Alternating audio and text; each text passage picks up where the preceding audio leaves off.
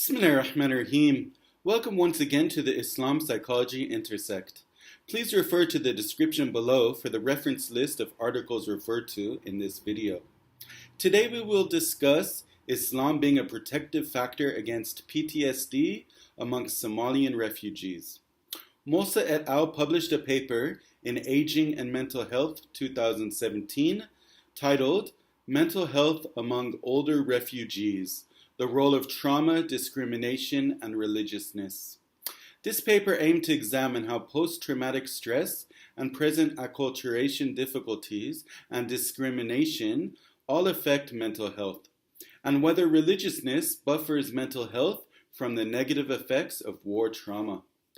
They were able to find 128 Somalian refugees in Finland who reported experiences of war trauma and filled in questionnaires about perceived ethnic discrimination, religiousness, symptoms of PTSD, depression, psychological distress, and somatization. The authors cited numerous articles asserting that religiousness is a protective factor for mental illness. For instance, Scheiman, 2011, who found religiousness is a culturally salient protector of mental health because it aids one to understand why he is facing hardship, provides effective consoling methods, and encourages affiliating with others, which is beneficial in recovering from trauma. Al-Issa, 2000, states that human virtues of generosity, respect, wisdom, and justice are the preconditions to mental health and are all encouraged in Islamic faith. Furthermore, Muslim communities practice these ideals via altruism, caring for the weak and respecting the elderly. Guerin et al. 2004 confirms the importance of religiosity as a component of positive mental health among Somalian refugees and immigrants. Crew and Naji 2011 found that feelings of hope, religiosity, and everyday prayer contributed towards good mental health among Somalian refugees in Hungary. Although many of these studies concentrated on Somalian refugees, there is no reason to assume that religiosity would not generalize to other populations as a protective factor. Furthermore, research has shown that religiosity does contribute to good mental health, especially when religious coping measures are considered. Lowenthal et al. 2001.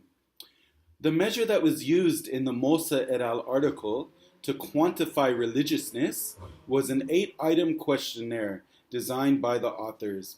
These items examined Islamic beliefs, practices, attendance in Islamic centers, and religious coping.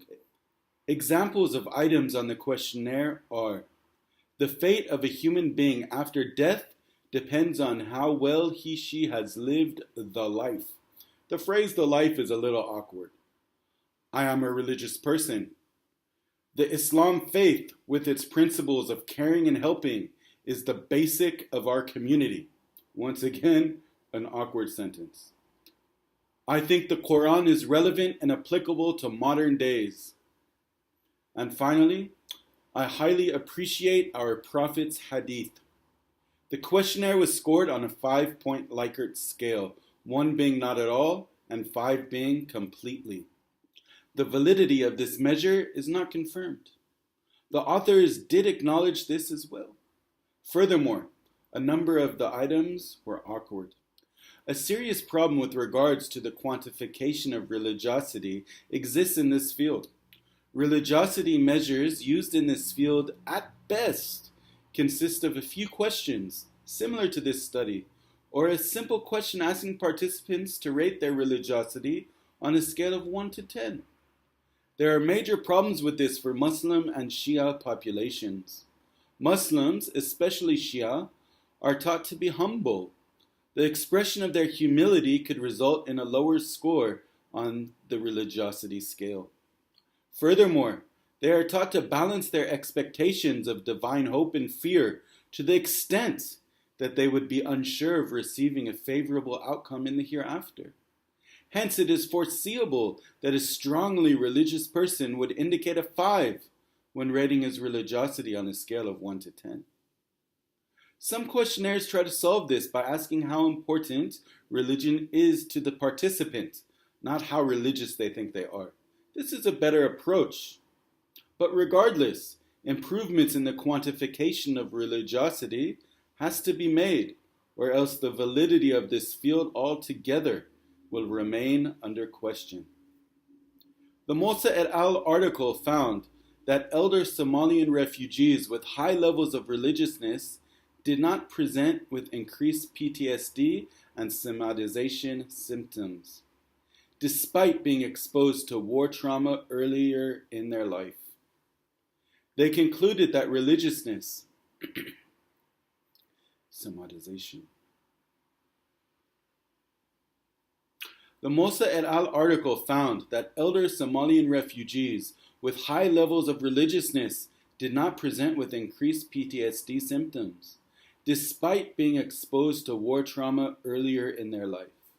They concluded that religiousness plays a buffering role to the expression of these symptoms. Hence, for the highly religious, past war trauma does not constitute a mental health risk as it would in the non-religious, at least according to this population and sample. Thank you for listening. Until next time, may the peace and blessings of God be upon you all.